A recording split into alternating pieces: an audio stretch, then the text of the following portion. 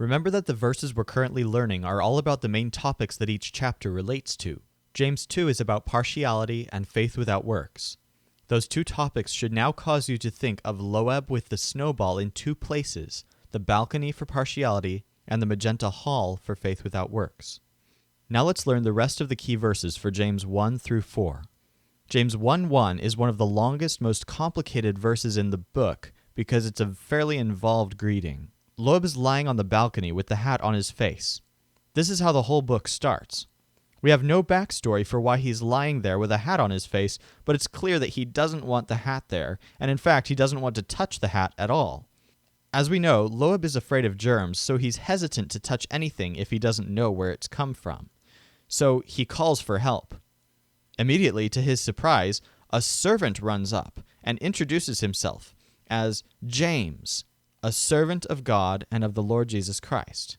The fact is, he's not Loeb's servant, that's why Loeb is so surprised. This servant removes the hat from Loeb's face, wanting to return it to its rightful owner. But since its origins are unclear, James concludes that it could belong to any of the 12 local tribes. So instead of shipping it to someone in particular, this servant decides to tear the hat up into 12 pieces and let the wind disperse the pieces across the countryside. Finally, after all that, after James scatters the pieces of the hat, Loeb looks at him with his now hat-free face and says, "Greetings." So James, a servant of God and of the Lord Jesus Christ, to the 12 tribes in the dispersion, greetings. Now for chapter 3. We know that chapter 3 is about the tongue and wisdom. 3:17 is another complicated verse. Once again, Loeb is lying down, but this time he's in the basement. Why is he lying down on top of one of the barrels?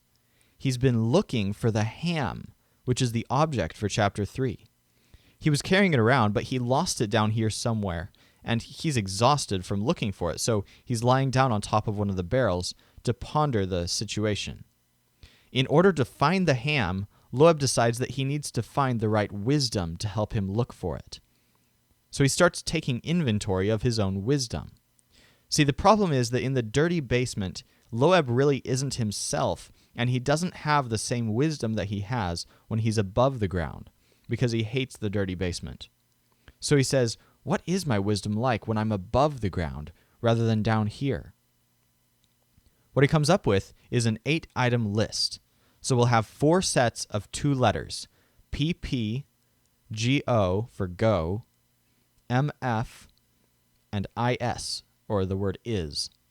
Of course, when Loeb thinks of wisdom, because he's a clean, quiet pig, the first 2 adjectives he thinks of are pure and peaceable. Those 2 qualities won't help him here because he's looking for the ham. Maybe instead of thinking through things down here, he says, maybe he should just go back upstairs. He's not really thinking clearly, obviously. That's what I need to do. I just need to go. But the word go reminds him of 2 more qualities, gentle and open, or open to reason. Of course, the word open makes him start to wonder what's in the barrels. What would he find if he opened the barrels? Well, some of them are full of preserved fruit. That's what the MF on the side of the barrel stands for, Marcy's fruit, which reminds him of 2 more qualities, mercy and good fruit. Now, speaking of food, where is the ham anyway? That's our last consideration. The fact is, part of the ham has been cooked for a rat's dinner. Of course, the whole ham wouldn't fit into the rat's hole in the wall, so this rat that found the ham took just part of it, 1 strip of ham, and brought it into his underground kitchen and cooked it for dinner. This rat particularly likes seared meats, so he took part of the ham and seared it. Part and sear are stressed syllable triggers for the words impartial and sincere.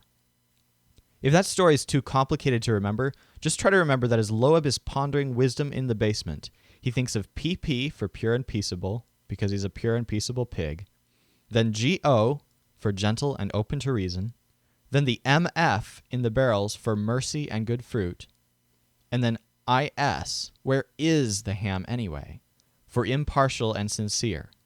Then repeat the verse to yourself a few times, and these letters should prompt each of these words. But the wisdom that comes from above is first pure, then peaceable, gentle, open to reason, full of mercy and good fruits, impartial and sincere. Again, lists are not easy to remember at first, but if you start by memorizing the first letters of each word and then just try it out a couple of times or repeat the verse a few times, you should be able to remember this.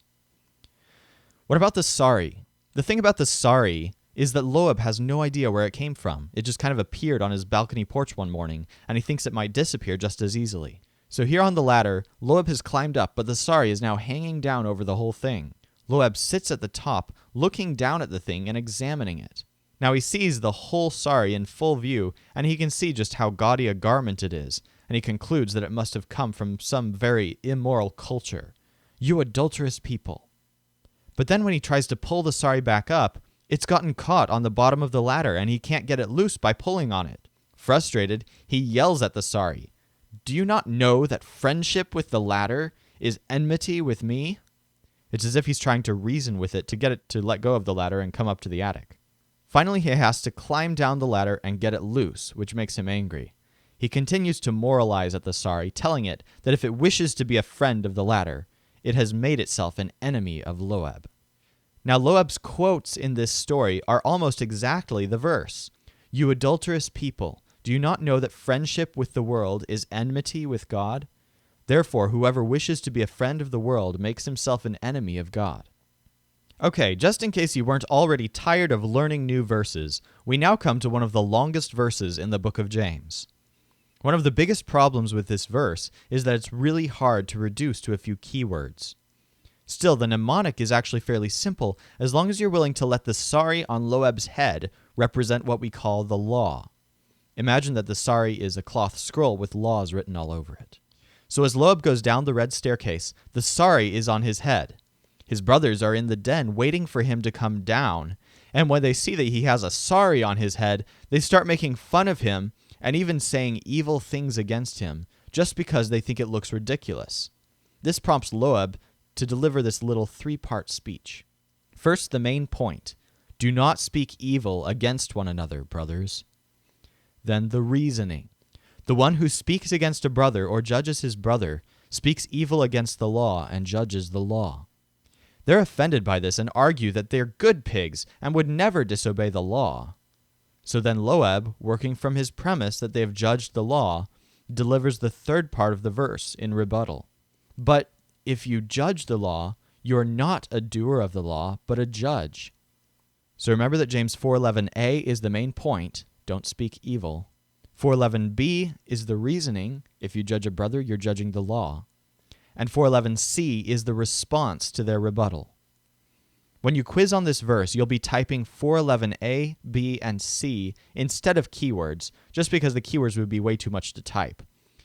The final topic of the sorry is boasting about tomorrow. What would Loab be doing with the sorry in the main hall of the house? Loab decides that for tomorrow's party, he's going to use the gaudy sorry in this bright magenta hall as a rug.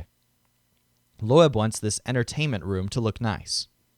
But as he contemplates the cloth, he realizes that he does not actually know if anyone will be coming tomorrow anyway. Why would he use it as a rug if nobody's coming tomorrow? He doesn't know what's happening tomorrow or if he'll need a rug at all. Just as he's contemplating this, something bizarre happens. The sorry suddenly starts squirming. Loab is shocked because he didn't know that the sorry was alive, but then the sorry whispers, "I don't want to be a rug." Terrified and not knowing how the sorry is alive, Loab stammers in strange English, "What is your life?" What is this thing anyway, and why is it alive? Remember that, as we said earlier, the sorry just kind of appeared to Loab one day. Well, now the sorry starts fading away like a mist, and eventually it appears again for a little time and then vanishes altogether. Yet you do not know what tomorrow will bring. What is your life? For you are a mist that appears for a little time and then vanishes. As you quiz today, try to quote the verses as you type the keywords. Reciting while you type keywords does take a little extra mental work, but it pays off. As always, if you have any questions, make sure to send me an email and let me know.